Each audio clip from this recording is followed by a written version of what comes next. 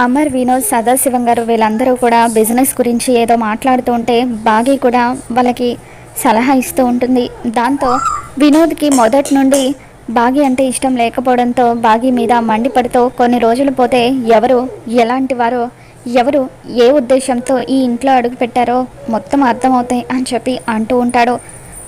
దాంతో ఆ మాటలు తలుచుకొని బాగి రాత్రిపూట ఇంట్లో నుండి బయటకు వచ్చి ఒక చోట నిలబడి ఎంతగానో ఏడుస్తూ ఉంటుంది. అలా వినోద్ మాటలు తలుచుకొని ఏడుస్తున్న బాగి దగ్గరికి అమర్ వస్తాడు. అప్పుడు బాగి, ఏమండి, నేను నిజంగా బిజినెస్ గురించే మాట్లాడాను అని చెప్పి అంటూ ఉంటే, నాకు తెలీదా బాగి, నువ్వు ఏ ఉద్దేశంతో అన్నావో, ఏదైనా సరే నువ్వు మంచి ఉద్దేశంతోనే చెప్తావో అని అమర్ అలా బాగిని ఓదారుస్తూ ఉంటే బాగి అమర్ని గట్టిగా హత్తుకొని బాధపడుతూ ఉంటుంది. ఇకప్పుడు అమర్ కూడా బాగిని గట్టిగా హక్ చేసుకొని ఓదారుస్తూ ఉంటాడు.